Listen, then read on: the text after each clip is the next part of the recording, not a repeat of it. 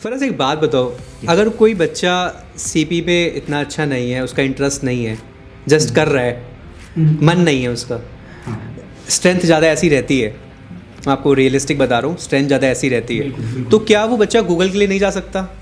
अगर डीएसए उसका खाली डीएसए अच्छा है, कहीं कंपनी डीएसए मांगती है, कहीं सीपी मांगती है, तो कौन सी कंपनी है दो तीन जो सीपी मांगेगी? बिल्कुल सही क्वेश्चन पूछा आपने भैया। विदाउट कंफ्यूजिंग एनीवन, सीधे कंपनीज के नाम हम यहाँ पर बता देते हैं। जैसे कि आपने पहले मेरे से पूछा था कि क्या आप अब करना चाहोगे कंपैरेटिव प्रोग्रामिंग, तो अभी मेरे पास एक्चुअली इसके लिए टाइम भी नहीं है, बिकॉज अगर मुझे कुछ डेवलप करना है, so that is development skills, जिसमें अभी काम कर रहा हूँ अपनी कंपनीज में, तो मेरे को वो इम्प्रूव करना था। आपके कितने राउंड हुए थे वो थोड़ा सा मुझे बताओ आपने, क्योंकि पहली आप रिजेक्ट हुए थे, ये भी एक सवाल है मेरा, कहीं रिजेक्शन भी हुआ था? और पहले प्लेसमेंट पे फोकस करूँ, बिकॉज मैंने देखा है कई बार ना स्टूडेंट पढ़ने से पहले, अटेम्प्ट करने से पहले, अप्लाई करने से पहले ही बोलने लग जाते हैं कि टायर 3 है। वो एक मिसकंसेप्शन है जो कि आप लोगों को अभी थोड़ा सा छोड़ के फोकस करना चाहिए अपनी प्रिपरेशन पे, और अप्लाई करना है अलग अलग कंपनीज में जहाँ पर भी ओपनिंग्स मिल रही है आपको। तो फिर कैसा, जब सिलेक्शन की न्यूज़ आई तो कैसी वो, मतलब फैमिली में तो यार खुशी होती है, तो क्या वो मोमेंट था मतलब? स्वागत है जी आपका एक नए पॉडकास्ट में, और आज हम बात करने वाले हैं डीएसए के रोड मैप के बारे में।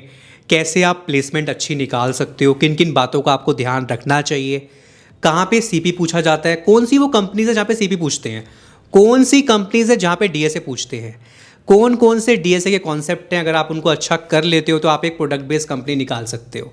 आज मेरे साथ हैं फराज, जिनका एक यूट्यूब चैनल है लीड कोड बाय फराज, जहाँ पे उन्होंने बहुत सारी वीडियोस बनाई हैं डीएसए पे। तो आज उनसे बात करेंगे, समझेंगे कहाँ पे डीएसए ज़रूरी है, कहाँ पे सीपी ज़रूरी है, किन किन कॉन्सेप्ट को करके मैं प्रोडक्ट बेस्ड निकाल सकता हूँ, कितना टाइम में मेरा हो जाएगा, ये सब चीज़ें मैं आज इनसे बात करने वाला हूँ। तो आराम से बैठ जाओ, बहुत इंटरेस्टिंग सेशन होने वाला है।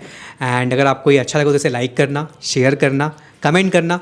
लाइक एम हमने रखा है 3000 का, जैसा मैं हमेशा रखता हूँ। अगर हो जाता है तो ऐसा और इंटरेस्टिंग कंटेंट आता रहेगा। तो चलिए चलते हैं जी, फराज से बात करते हैं, उनका एक्सपीरियंस अभी करंट कंपनी का कैसा है, क्या है। देखो जी, एक चीज़ तो है, आप अगर स्टार्टिंग में तैयारी कर लोगे तो एक बार अगर एक कंपनी में चले गए तो फिर आप किसी टेक्नोलॉजी पे काम कर रहे होगे, फिर जैसी बिजनेस रिक्वायरमेंट होगी उसके हिसाब से आप काम करते रहोगे। स्टार्टिंग की मेहनत होती है खाली। चलिए बात करते हैं फराज से। सो फराज, स्वागत है आपका हमारे यूट्यूब चैनल पे, और बहुत सारी चीज़ें आज मैं आपसे बात करूँगा डेटा स्ट्रक्चर एल्गोरिथम से रिलेटेड। और अभी गाइज, जैसे मैंने इंट्रोडक्शन में बताया कि फराज ऑलरेडी क्योर.फिट में काम कर रहे हैं और एज अ बैक एंड काम कर रहे हैं, फ्रंट एंड पे भी काम कर रहे हैं। 1 साल इनको होने वाला है। तो फराज, मैं ज़्यादा टाइम नहीं लेता, over to you. You can start first with your introduction. उसके बाद मैं आपसे इंटरेस्टिंग क्वेश्चंस जो हमारे ऑडियंस से के द्वारा पूछे गए हैं वो मैं आपसे आज बात करूँगा। So first of all, thank you भैया for inviting me here. So I am Faraz, I am a graduate from DTU and currently working in Cure.fit as a software engineer, both on front end and back end. And basically I love teaching data structures and algorithm. So brief सा introduction है, बाकी आपको आगे पता चल जाएगा जैसे जैसे भैया मेरे से क्वेश्चंस पूछेंगे उनका सबका आंसर आपको मिलता जाएगा। ओके यार, अभी आपने जो बोला है आपका इंटरेस्ट काफ़ी है डेटा स्ट्रक्चर एंड एल्गोरिथम में, और अभी जिस तरीके की मार्केट चल रही है, और आई थिंक बहुत मैंडेटरी सा हो गया है ये। आपको करना ही है, अगर आपको कोई प्रोडक्ट बेस क्रैक करनी है, इवन सर्विस बेस भी क्रैक करनी है, तो आपका डीएसए अच्छा होना चाहिए। सो फराज, अकॉर्डिंग टू यू, हम बात, कुछ बच्चे कॉम्पिटिटिव प्रोग्रामिंग करने में लगे हुए हैं, कोई डीएसए कर रहा है, कुछ लोगों को पता ही नहीं है, बस कर रहे हैं। अकॉर्डिंग टू यू, डीएसए और सीपी, मैं वर्सेस नहीं लगाऊंगा इसके बीच में, बट आपको क्या लगता है कि डीएसए कहाँ यूज़ हो रहा है और सीपी कहाँ यूज़ होता है? कौन सी कंपनीज है जो सीपी ज़्यादा यूज़ करती हैं, कॉम्पिटिटिव कोडर चाहिए उनको, और कहाँ, और कहीं जगह डीएसए अगर कर लेता हूँ काम चल जाएगा? हाँ, तो भैया बेसिकली डीएसए की रिक्वायरमेंट क्यों है? तो फर्स्ट ऑफ ऑल आपके जो फंडामेंटल्स हैं, आपके जो प्रोग्रामिंग फंडामेंटल्स हैं, एक तो वो आपके चेक कर लिए जाते हैं थ्रू डीएसए, और दूसरी चीज़ डीएसए से आपकी ना प्रॉब्लम सॉल्विंग स्किल्स चेक कर ली जाती हैं। आपको एक सर्टेन प्रॉब्लम दे दिया, using the data structures that you know, using the language that you know, आप कैसे उस प्रॉब्लम को सॉल्व करेंगे। ये दोनों चीज़ों टैकल हो जाती है, इसीलिए डीएसए एक बहुत ही मेजर पार्ट है किसी भी इंटरव्यू का। सो आई वुड से कि कम से कम 70 to 80% जो वेटेज रहती है in an interview product based companies के लिए, that is of data structures and algorithm. बाकी कंपैरेटिव प्रोग्रामिंग की जहाँ पर बात आती है, तो कंपैरेटिव प्रोग्रामिंग को हम लोग एज अ स्पोर्ट लेते हैं, एज अ स्पोर्ट। अब मैं यहाँ पर ना ज़्यादातर बच्चे जेईई वाले हैं, जॉइंट एंट्रेंस एग्जाम वाले, तो उनको पता होगा कि बेसिकली एक होता है आपका जेई मेंस, एक होता है जेई एडवांस। तो सिलेबस दोनों का सेम है बट डिफिकल्टी लेवल अलग है। अब जो लोग जेई मेन सेम करते हैं ना, ज़रूरी नहीं है कि वो एडवांस के भी कॉन्सेप्ट्स वगैरह पढ़ें। तो वही यहाँ पर है, डेटा स्ट्रक्चर्स एक नेसेसरी चीज़ है आप लोगों की प्लेसमेंट्स निकालने के लिए, और कंपैरेटिव प्रोग्रामिंग आपका एक स्पोर्ट्स आ जाता है, एक चैलेंजिंग फील्ड आ जाता है जहाँ पर आप जाके कम्पीट कर सकते हैं। अब यार आई वुड नॉट से कि CP comparative programming is necessary, वो नेसेसरी नहीं है, बट फॉर श्योर उसका एक एडवांटेज तो है ना। जो बंदा कंपैरेटिव प्रोग्रामिंग करेगा उसमें ज़्यादा टाइम स्पेंड करेगा, डिफिकल्ट प्रॉब्लम सॉल्व करेगा, रेगुलर बेसिस पे कम्पीट कर रहे हो, तो ऑब्वियसली उसको डेटा स्ट्रक्चर्स एंड एल्गोरिथम्स अच्छे से यूज़ करना आ रहे हैं। So he will perform better both in online rounds as well as technical interview, दोनों जगह वो अच्छा परफॉर्म करेगा। बट अगेन डिसएडवांटेज क्या है फिर यहाँ पर? डिसएडवांटेज ये है कि इट इज़ टाइम कंज्यूमिंग, बहुत ज़्यादा टाइम इसमें जाता है। ठीक है, आप लोगों को एक पेशेंस होना चाहिए, यार आपकी रेटिंग बढ़ नहीं रही है, आप बाकी लोग इतना अच्छा परफॉर्म नहीं कर पा रहे हैं, then you have to keep trying. ठीक है, उसके आप कंटिन्यू करना पड़ेगा आपको। Each week you will have to appear in the contest, साथ साथ आपको लर्न करना पड़ेगा, दूसरों के प्रॉब्लम से सीखना सॉल्यूशन से सीखना पड़ेगा आपको। So it's a time consuming process. ठीक है, इसकी जगह पर आप डेवलपमेंट भी कर सकते हैं, बिकॉज टाइम तो लिमिटेड है, सबके पास लिमिटेड टाइम है, 2 साल का टाइम होता है, फिर कंपनीज आना शुरू हो जाती हैं। तो इसकी जगह पे आप डेवलपमेंट कर सकते हैं, डीएसए और स्ट्रॉन्ग कर सकते हैं, बाकी कुछ और अपना इंटरेस्टिंग अपना फील्ड एक्सप्लोर कर सकते हैं। ठीक है, या अगर आपका कंपैरेटिव प्रोग्रामिंग में इंटरेस्ट है तो डेफिनेटली आप कंपैरेटिव प्रोग्रामिंग कर सकते हैं। इंटरेस्ट नहीं होगा then you will give up, कुछ टाइम बाद आप गिव अप कर दोगे, आप छोड़ दोगे। ठीक है, इस वजह से आपका टाइम वेस्ट भी हो जाएगा, डीएसए पे भी फोकस नहीं कर पाओगे। जब इंटरेस्ट हो तभी कंपैरेटिव प्रोग्रामिंग करो, और फिर उसको डेडिकेटेडली करो, अच्छे से करो, बहुत एडवांटेज होगा उसका। It is all about interest. I think कहीं ना कहीं लॉजिक उतने बेटर हो जाएंगे आपके अगर आप सीपी कर रहे हो। I think CP super set है, अगर मैं वैसे कहूँ कह सकते हैं कि सीपी सुपर सेट है डीएसए का। कहीं ना कहीं डीएसए हम वहाँ यूज़ कर ही रहे हैं प्रॉब्लम को सॉल्व करने में, बट थोड़ा सा प्रॉब्लम स्टेटमेंट थोड़ी एडवांस हो जाती है, थोड़ी रियलिस्टिक हो जाती है ना। ओके, सो तो आपने वैसे अगर मैं आपकी बात करूँ फराज, तो आपने ठीक है आप डीएसए पढ़ाते भी हैं, इवन आप कंपनी में काम भी कर रहे हैं, वो कॉन्सेप्ट वहाँ भी लग रहे होंगे। आपने वैसे कभी सोचा या कभी जाने का सोचा सीपी में? तो अभी आपके माइंड में ऐसे आया कि मैं सीपी करता हूँ? तो स्टार्टिंग में तो बिल्कुल मेरे दिमाग में ये चीज़ आई थी कि यार सीपी करना ज़रूरी है, बिकॉज मेरे सीनियर्स जो अच्छी अच्छी जगह प्लेस हो रहे थे, ऊपर में गूगल में या माइक्रोसॉफ्ट में, वो सीपी कर रहे थे उस टाइम पे। तो मुझे लगा यार सीपी एक बहुत ज़रूरी चीज़ है, मेरे को भी करना चाहिए। तो जैसे ही फर्स्ट ईयर ख़त्म हुआ सीधा कॉन्टेस्ट वगैरह करना स्टार्ट कर दिए, कोड शेफ पे, कोड फोर्सेस पे वगैरह। बट इसमें जैसे कि मैंने बताया बहुत ज़्यादा टाइम लगता है, तो मैं उतना टाइम दे नहीं पाया, because I was also trying to get a good CGPA ताकि मैं सारी कंपनीज में बैठ पाऊँ। I was also trying to get good at computer fundamental subjects ताकि मैं MCQs प्रॉब्लम सॉल्व कर पाऊँ जो कंपनी से पूछी जाती हैं। I was trying to get good at data structures, सब कुछ मैं बैलेंस करके चल रहा था, इसलिए मैं ज़्यादा टाइम दे नहीं पाया। So I was on 4 star on CodeChef जब मैंने छोड़ दिया था कंपैरेटिव प्रोग्रामिंग क्वांटिटेटिव मार्क्स में। ग्रेट यार। और if you are struggling to move from service based to product based, तो जी स्केलर आपके लिए है। यहाँ पे जो कंटेंट है काफ़ी स्ट्रक्चर वे में है, लाइव क्लासेस मिलती हैं आपको, proper practical experience, hands on experience मिलता है विद लाइव प्रोजेक्ट, और 1-to-1 मेंटोरशिप है। एंड कोर्स इनका एक ही है, आप बिगनर हैं तो बिगनर सेलेक्ट कर सकते हैं, इंटरमीडिएट है तो इंटरमीडिएट सेलेक्ट कर सकते हैं, अगर एडवांस है तो एडवांस सेलेक्ट कर सकते हैं, बेस्ड ऑन आपकी नीड के हिसाब से आप सेलेक्ट कर सकते हो। एक ही कोर्स है जो काफ़ी इंटरेस्टिंग है, कंटेंट काफ़ी सॉलिड है। और अगर मैं बात करूँ ट्रांजिशन की, तो लोगों का सर्विस बेस से जैसे अडोबी में हुआ है, कितना परसेंट हुआ है यहाँ पे? 295% हुआ है। वैसे इनका जो प्लेसमेंट रेट है गाइज वो है 93.52, और जो इनका एवरेज पैकेज है वो है 21.6 LPA।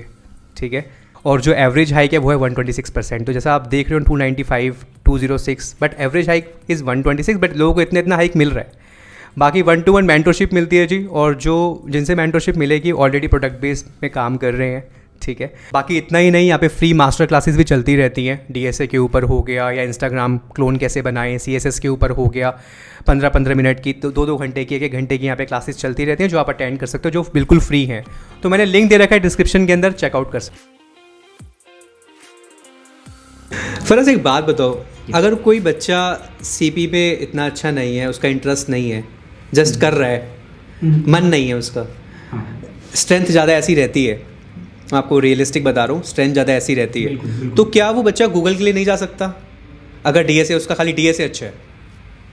तो गूगल में इतनी ज़्यादा कंपेरेटिव प्रोग्रामिंग आपको इंटरव्यूज़ में नहीं पूछी जाएगी, लेकिन जो उसका फर्स्ट राउंड होता है ना, उसमें आपसे कंपेरेटिव प्रोग्रामिंग पूछी जाती है। उसमें आपसे ग्राफ पूछ लिया जाएगा, कभी कभी सेगमेंट्री पूछ लिया जाएगा, आपसे लाइक लेजी प्रोपगेशन तक कभी कभी पूछ लिया जाता है। तो ऑनलाइन राउंड जो होता है ना, फर्स्ट राउंड, उसमें आपसे कंपेरेटिव पूछी जाती है। ऊबर में भी, गूगल में भी, बाकी कोऑर्डिनेशन में भी, जीटा डायरेक्टाइज जीटा में भी, इन सारी कंपनीज में, स्टार्टअप्स हो गए, अच्छे अच्छे बड़ी कंपनीज हो गई, इनमें पूछी जाती है फर्स्ट राउंड में। लेकिन फर्स्ट राउंड हमेशा होता नहीं है ऑनलाइन राउंड। जब आप लोग ग्रेजुएट हो जाते हैं तो आपका डायरेक्ट इंटरव्यू से शुरू होता है, तो आपको इतनी ज़्यादा ज़रूरत नहीं पड़ती है। जैसे कि आपने पहले मेरे से पूछा था कि क्या आप अब करना चाहोगे कंपेरेटिव प्रोग्रामिंग, तो अभी मेरे पास एक्चुअली इसके लिए टाइम भी नहीं है, बिकॉज अगर मुझे कुछ डेवलप करना है, so that is development skills, जिसमें अभी काम कर रहा हूँ अपनी कंपनीज में, तो मेरे को वो इम्प्रूव करना है। तो गाइज जैसे अभी फराज स्प्रिंग बूट पे काम कर रहे हैं, माइक्रो सर्विसेज है, रेस्ट एपीआईज हैं, इवन फ्रंट एंड पे भी रिएक्ट पे काम किया, तो आई थिंक अब अभी इनका focus, if I am not wrong Faraz correct me, अभी इन चीज़ों पे ही होगा आपका। ठीक है, उस टाइम पे इंटरव्यू निकालना था तो अपने आप को वैसा बनाया, जिस टाइम जिस चीज़ की ज़रूरत थी उस तरीके से अपने आप को वैसा बना के उसको एग्जीक्यूट करके उसको अचीव कर लिया। अब जिसकी ज़रूरत है करंट टाइम में, वहाँ फोकस है। बिल्कुल राइट, ऐसा ही है? यस। ओके, सो फराज ठीक है, आपने थोड़ा बहुत क्लैरिटी देने की कोशिश की सीपी और डीएसए को लेके, और मेरे हिसाब से मैं कैसे देखता हूँ इन चीज़ों को, मैं आपको बताता हूँ। जैसे मैं अभी कहीं काम कर रहा हूँ, सेम मेरा थॉट भी आपकी तरह है। अभी मेरे को, मेरी कंपनी को मेरे से क्या नीड है, मुझे वो फुलफिल करनी है, मुझे उसके लिए वो सैलरी दे रहे हैं। तो अगर अब फॉर एग्जांपल उनको एंगुलर की ज़रूरत है तो मैं एंगुलर पे काम करूँगा, उनको कल को किसी और फ्रेमवर्क या लाइब्रेरी की ज़रूरत है, मैं उसको सीखूंगा और उस पर काम करूँगा। मेरे हिसाब से अगर आपका थॉट बहुत ही क्लियर है, अगर आपको गूगल टारगेट करना है तो आप गूगल की तैयारी उस तरीके से करो। फिर आपको अमेजन निकालनी है, आप गिग्स और गिग्स पे जाओ, आर्काइव निकालो, वहाँ से जितने क्वेश्चन हैं आप प्रैक्टिस करो। तो रोड मैप खुद बनाओ, खुद डिसाइड करो, मतलब ना कि ये कि वो ये कर रहा है तो मैं भी वैसे कर लेता हूँ। आपको हर इंसान की मेरे हिसाब से इंडिविजुअल खुद की रहती है कि यार उसको पता होता है कि मेरे लिए ये बेस्ट है नहीं है। Okay, so Faraz according to you कितना टाइम मतलब रोड मैप की अगर हम बात करते हैं, कौन कौन से वो कॉन्सेप्ट हैं ये तो पता होने ही चाहिए। जैसे आपने इंटरव्यूज़ वगैरह दिए हैं, आपको आइडिया है चीज़ों का, तो ये कॉन्सेप्ट तो आपके अच्छे होने ही चाहिए। और कितना टाइम, मैं ये नहीं कहूँगा, टाइम बदल सकता है इंडिविजुअल टू इंडिविजुअल। कोई वर्किंग प्रोफेशनल अगर ये वीडियो देख रहा है तो उसके लिए टाइम अलग होगा, कोई कॉलेज का बच्चा देख रहा है उसके लिए टाइम अलग होगा, बट फिर भी इतना टाइम तो चाहिए ही चाहिए। ठीक है, तो जब हम लोग इंटरव्यूज़ की बात करते हैं, हमारे पास मोटी मोटी तीन मेन चीज़ें हैं। पहला तो ऑब्वियसली डेटा स्ट्रक्चर्स एल्गोरिथम है, जो कि सबसे ज़्यादा टाइम कंज्यूम करने वाला है आपका। सेकंड चीज़ आपके आ जाते हैं फंडामेंटल सब्जेक्ट्स, बिकॉज उससे भी क्वेश्चंस पूछे जाते हैं इंटरव्यूज़ में भी और आपका जो ऑनलाइन राउंड आएगा उसमें भी। और तीसरी चीज़ हो जाती है आपका प्रोजेक्ट। ठीक है, तो समटाइम्स प्रोजेक्ट नहीं पूछते इंटरव्यूअर्स एज अ फ्रेशर जब आप लोग हायर होते हैं, नॉट टॉकिंग अबाउट एक्सपीरियंस। जैसे फ्रेशर जब आप लोग हायर होते हैं तो आपसे प्रोजेक्ट के बारे में कई बार नहीं पूछा जाता है, बट कोई कोई कंपनी होती है जो ज़्यादा एक पूरा का पूरा राउंड ले लेती है प्रोजेक्ट्स पे। देन कंप्यूटर फंडामेंटल्स ऑलमोस्ट सारी कंपनीज आपसे थोड़ा थोड़ा तो पूछ ही लेंगी, बेसिक से क्वेश्चंस उसके। उसमें भी आपके सब्जेक्ट्स जो हैं वो मैं बता देता हूँ। ऑब्जेक्ट ओरिएंटेड प्रोग्रामिंग हो गया, डेटाबेस मैनेजमेंट सिस्टम हो गया, then you have operating system. ये तीन आपके सब्जेक्ट्स हैं जो कि आपको कर लेंगे अच्छे से। देन आपका आता है डेटा स्ट्रक्चर्स एंड एल्गोरिथम। अब डीएसए प्रॉपर करने के लिए लेट अस एज्यूम कि आपको ना प्रोग्रामिंग लैंग्वेज भी नहीं आती है, तो अगर आप फुल इस पे डेडिकेटेड 3 महीने देंगे, then you will get good enough in data structures and algorithm. I would not say that you will master data structures and algorithm. Master करने में ना बहुत ज़्यादा एक्सपीरियंस लगता है, बहुत ज़्यादा प्रॉब्लम्स आपको सॉल्व करनी पड़ती हैं एंड आपको सेवरल कॉन्टेस्ट में पार्टिसिपेट करना पड़ता है। बट 3 महीने में जहाँ पर आप अप्रॉक्स 1 महीने में प्रोग्रामिंग लैंग्वेज सीख लेंगे, बाकी के 2 महीने में आप बेसिक डेटा स्ट्रक्चर्स करके उनके बेसिक वाले जो प्रॉब्लम्स हैं वो सॉल्व कर सकते हैं। सो 3 months I would say is minimum इतना रिक्वायर्ड है। 2 महीने अगर आपके पास बचते हैं, थोड़ा हेक्टिक हो जाएगा, काफ़ी हेक्टिक हो जाएगा, आपको पूरा का पूरा दिन उसमें देना पड़ सकता है। सो मैंने ये एक्सपीरियंस किया, मेरे कई सारे दोस्त हैं जिन्होंने इंटरव्यूज़ दिए, 3 महीने पहले उन्होंने प्रिपरेशन स्टार्ट करी, बट डेडिकेशन से स्टार्ट करी, तो उन्होंने माइक्रोसॉफ्ट भी निकाला, अमेजोन भी निकाला, सैमसंग भी निकाला है। So that's why I am saying 3 months for this. बाकी सब्जेक्ट्स जो हैं आपके कॉलेज में ही हो जाते हैं, एंड मुझे पता है ऑनलाइन तो कोई पढ़ता है नहीं सब्जेक्ट्स, तो आपको वो भी बाद में पढ़ने ही पड़ेंगे ब्रीफली। मैंने अपने चैनल पे काफ़ी वीडियोस बना रखी हैं, इसमें सारे सब्जेक्ट्स की अलग अलग वीडियोस बना रखी है मैंने अपने चैनल पे, जिसमें आपको पता चल जाएगा कि ये इंपॉर्टेंट टॉपिक्स हैं, उनको कहाँ से पढ़ना है। पूरा का पूरा सब्जेक्ट कवर नहीं करवाया बिकॉज उतना टाइम होता नहीं है, तो बेसिक जो टॉपिक्स हैं इंपॉर्टेंट वाले वो उठा के उनके रिसोर्सेज देती हैं। बाकी प्रोजेक्ट की जब बात आती है तो आपको उसमें सीखना पड़ता है, डेवलपमेंट सीखना पड़ता है पहले, देन उसका प्रोजेक्ट बनाना पड़ता है। इस पैरेलल भी आप कर सकते हैं, सीखते सीखते भी बना सकते हैं। तो एक बेसिक प्रोजेक्ट हो आपके पास to be on safer side, तो उसमें भी आपके 3 महीने लग जाएंगे। ये तीनों चीज़ आप पैरेलल रखेंगे, in 3 months you will be able to complete it.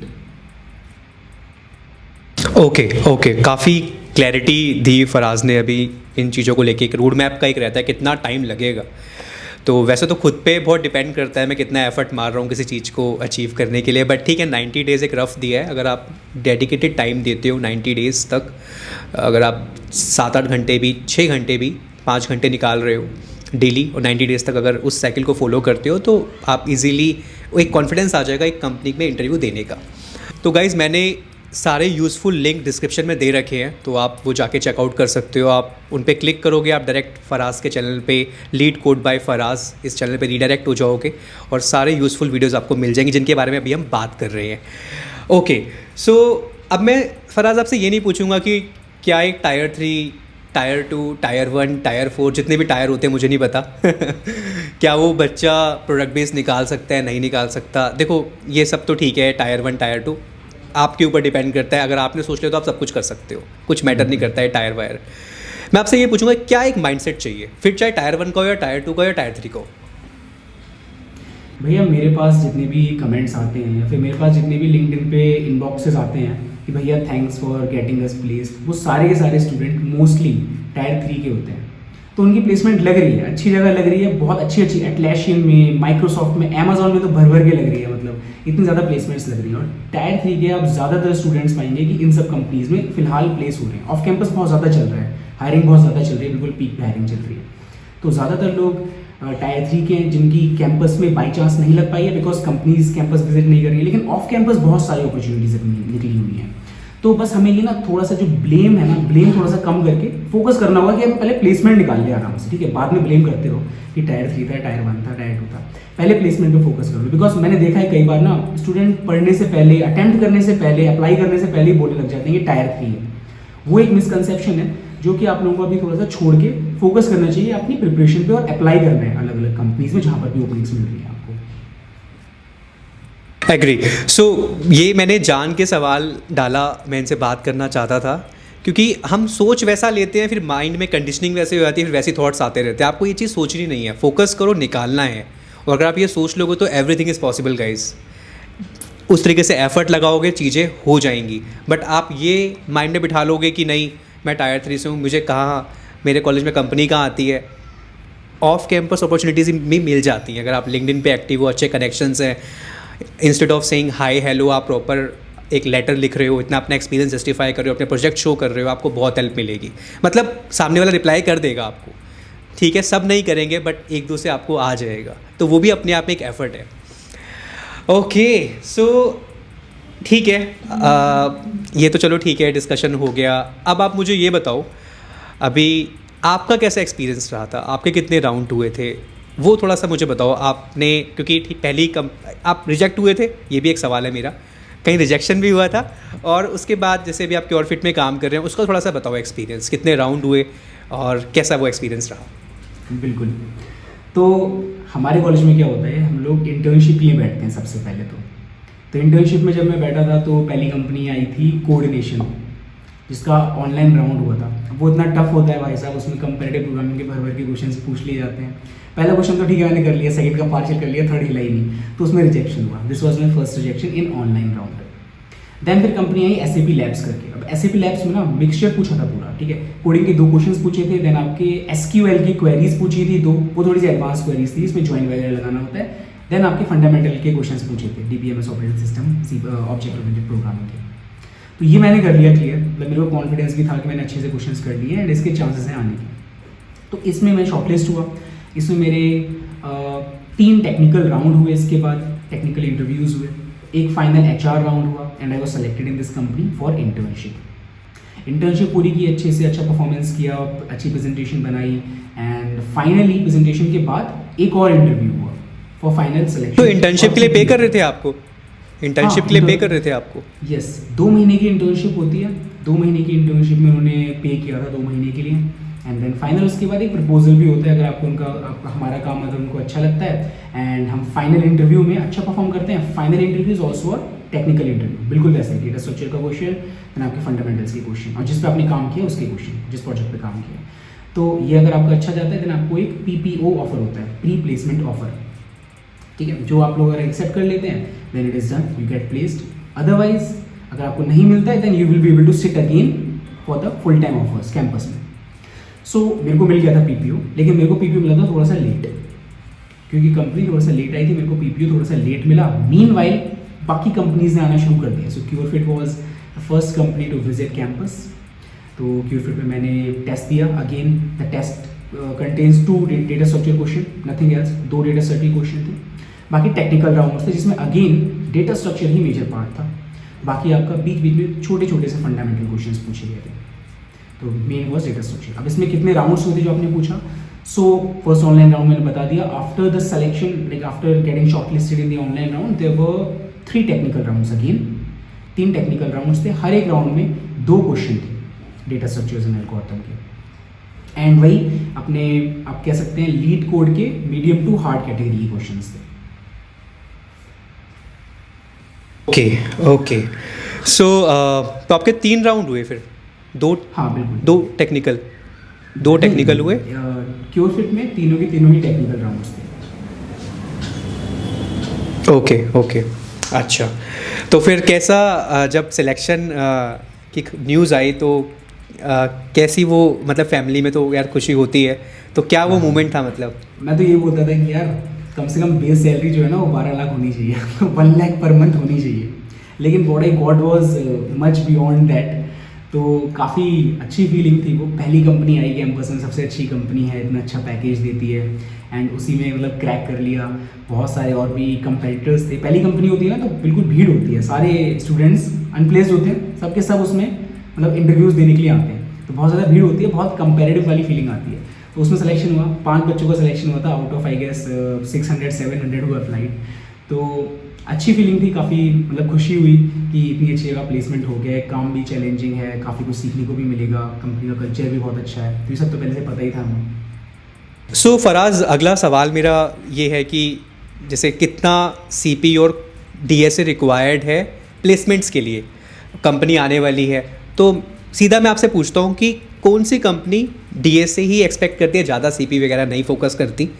और ये मैं बात कर रहा हूँ जो कॉलेज से प्लेसमेंट ले रहे हैं। अगर आप डेडिकेटेड प्रोफाइल के लिए जा रहे हैं, एंड्रॉयड के लिए जा रहे हैं, तो उसमें आप एंड्रॉयड में अच्छे हैं तो आप एंड्रॉयड में इंटरव्यू देंगे। आप रेड के लिए जा रहे हैं, अगर आप ऑफ कैंपस किसी स्पेसिफिक कंपनी के लिए जा रहे हैं, बट जो कंपनी प्रोडक्ट बेस्ड कॉलेज में आ रही है, तो कहीं कंपनी DSA मांगती है, कहीं CP मांगती है, तो कौन सी कंपनी है 2-3 जो CP मांगेगी? बिल्कुल सही क्वेश्चन पूछा आपने भैया, विदाउट कंफ्यूजिंग एनीवन, सीधे कंपनीज के नाम हम यहाँ पर बता देते हैं। तो आपकी माइक्रोसॉफ्ट हो गई, अमेजोन हो गई, सैमसंग हो गई, ये 3 मेजर कंपनीज हैं। अडोबी भी आप इंक्लूड कर सकते हैं इसमें, जो कि आपका कंपैरेटिव प्रोग्रामिंग नहीं पूछती है, चाहे ऑनलाइन राउंड हो चाहे टेक्निकल राउंड हो। इनके खुद के डिज़ाइन होते हैं वो क्वेश्चंस, ज़्यादातर टाइम इनके खुद के अपने प्लेटफॉर्म भी होते हैं, या फिर हैकर रैंक पे ले लेंगे, बट कंपैरेटिव प्रोग्रामिंग के क्वेश्चंस इसमें नहीं पूछे जाते हैं। देन आपकी कुछ कंपनीज हैं जिसमें कंपैरेटिव पूछा जाता है। गूगल का ऑनलाइन राउंड कंपैरेटिव होता है। कोऑर्डिनेशन, इसको ट्रायोलॉजी अभी कर दिया गया है चेंज करके, इसमें कंपैरेटिव क्वेश्चंस पूछे जाते हैं both during the online round and then in interviews as well. Then Zeta direct आई, इसमें कंपैरेटिव प्रोग्रामिंग क्वेश्चन पूछे जाते हैं। ये मेजर स्टार्टअप्स है जिनकी मैं बात कर रहा हूँ। ऊबर के ऑनलाइन राउंड में कंपैरेटिव प्रोग्रामिंग के क्वेश्चंस पूछे जाते हैं। देन Cure.fit में आपसे ऑनलाइन राउंड में कंपैरेटिव प्रोग्रामिंग पूछा जाता है। इसलिए पूछा जाता है फिर कंपैरेटिव प्रोग्रामिंग बिकॉज इनका जो पे रहता है वो काफ़ी हाई रहता है एंड इनको बहुत कम लोग, बहुत सेलेक्टेड लोग चाहिए होते हैं जो मतलब काफ़ी फास्ट सॉल्यूशंस दे पाएँ, तो इसलिए वो लोग कंपैरेटिव प्रोग्रामिंग पे ज़्यादा फोकस करते हैं। बाकी अपनी जो बड़ी कंपनीज हैं जिनकी मैंने पहले नाम लिया है, वो आपसे DSA के क्वेश्चन पूछेंगे। ओके, सो काफ़ी अच्छे से फराज ने बताया। आई थिंक हम इजीली सेग्रीगेट कर पाएंगे, अच्छा ये कंपनीज़ हैं जो CP मांगती हैं और ये वो कंपनीज़ हैं जो DSA पे, अगर DSA मेरा अच्छा है तो मैं निकाल सकता हूँ। बाकी सर्विस बेस में तो गाइस मैं हमेशा बताता ही रहता हूँ आपको कि ठीक ठाक चाहिए, इतना ज़्यादा नहीं चाहिए। मेन रहता है जैसे आप स्प्रिंग बूट के लिए जा रहे हो तो स्प्रिंग बूट हमें सॉलिड चाहिए, आप रिएक्ट के लिए जा रहे हो रिएक्ट सॉलिड चाहिए। हाँ, प्रॉब्लम स्टेटमेंट आ सकता है, स्ट्रिंग पे क्वेश्चन आ सकते हैं, एरे पे आ सकते हैं जहाँ पे, या फिर आप एरे लिस्ट लगा रहे हो, लिंक लिस्ट लगा रहे हो, सेट लगा रहे हो, मैप लगा रहे हो, ऐसे कुछ वहाँ पे कोई प्रॉब्लम आ सकती है, बट इतना ज़्यादा खतरनाक नहीं होगा जो मतलब सर्विस बेस का मैं आपको बता रहा हूँ। ये अपना एक्सपीरियंस प्रोडक्ट बेस का शेयर कर रहे हैं, बट सर्विस बेस में कुछ ऐसा रहता है।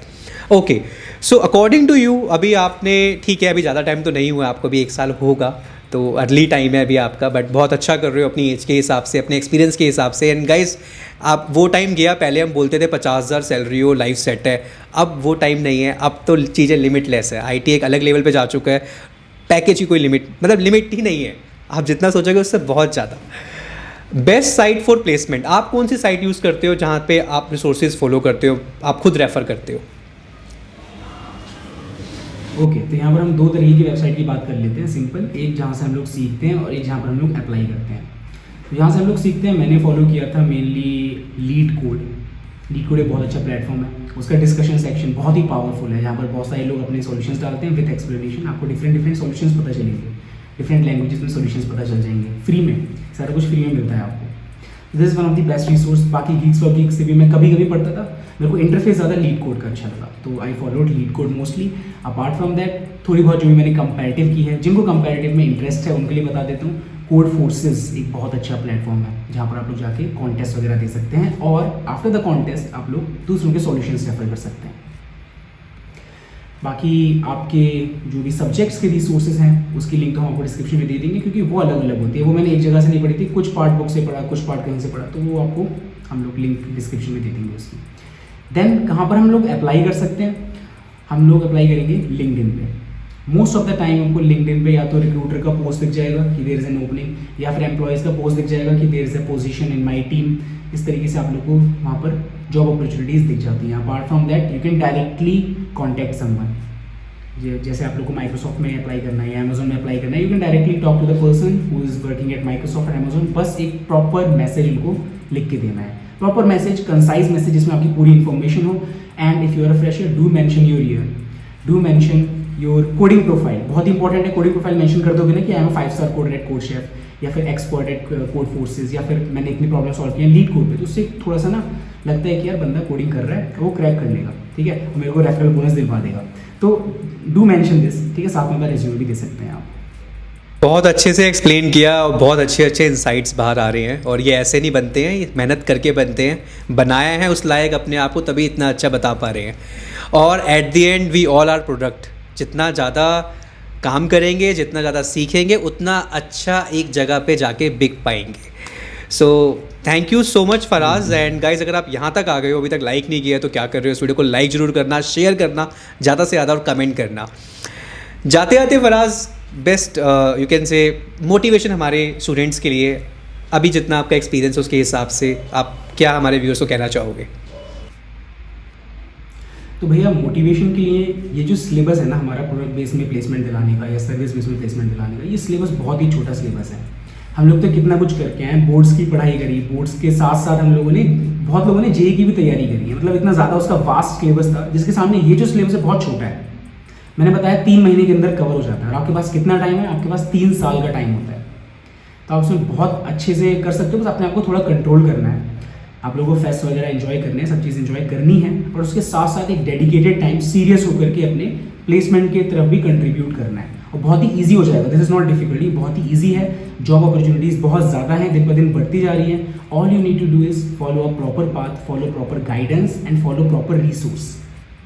बहुत ही अच्छा लगा मुझे आपसे बात करके फराज। और कुछ चीज़ें ऐसी होती हैं हम सेशन के दौरान ही डिस्कस करते हैं, हम हर चीज़ पहले डिस्कस नहीं कर पाते, तो काफ़ी सारे इंसाइट्स मिले इनसे। एंड मैं इतना ही कहना चाहूँगा, अपने एक्सपीरियंस जो मेरा है अभी 4.5 साल से ऊपर एक्सपीरियंस हो गया आईटी का, इंडस्ट्री का। अभी जितनी ये बातें बोल रहे हैं डीएसए की, सीपी की, जितनी चीज़ें हैं, अगर आपको कोई बड़ी प्रोडक्ट बेस निकालनी है ना, ये स्टार्टिंग का बैरियर है बस। अगर आपने इस पे तैयारी करके कंपनी निकाल दी, उसके बाद जब आप कंपनी में काम करोगे तो चीज़ें ऐसी नहीं है कि वो हर टाइम वो सारे कॉन्सेप्ट लग रहे होंगे, नहीं, चीज़ें बदल जाती हैं, वहाँ पे काम कुछ और हो रहा होता है। कॉन्सेप्ट ज़रूर लग रहे होंगे, डीएसए के कॉन्सेप्ट वहाँ पे लग रहे होंगे, बट वहाँ पे एक प्रोडक्ट है जिस पे आप काम करोगे, बिजनेस रिक्वायरमेंट होगी, उसे समझोगे और कोड करोगे। तो ये जो आप इसे स्ट्रगल बोल लो या कुछ भी बोल लो, अपनी भाषा में कुछ भी बोल लो, ये स्टार्टिंग का अगर आपने टाइम निकाल दिया और इस पर थोड़ी मेहनत कर दी और एक कंपनी अगर अच्छी तुम्हारे नाम के आगे लग गई, बस उसके बाद अच्छा पैकेज मिल गया, आप कंपनी में इटसेल्फ सीखते रहोगे और वही एक्सपीरियंस आपको आगे स्विच कराने में हेल्प करेगा। Thank you so much Faraz for यार, आपने टाइम दिया और आप चैनल पे आए, बहुत बहुत शुक्रिया आपका। एंड मैं दोबारा आपको जरूर इनवाइट करूंगा आने वाले टाइम पे, हम और ऐसे इंटरेस्टिंग कोलैब करेंगे आपके साथ। एंड गाइस, जाते जाते इस वीडियो को लाइक करना, शेयर करना, कमेंट करना। एंड फराज का यूट्यूब चैनल लिंक गिवन है, जाके सब्सक्राइब करो। इंपॉर्टेंट जितने रिसोर्सेज हैं सारे दे रखे हैं, काफ़ी हैं, फॉलो करो जाके। Thank you so much.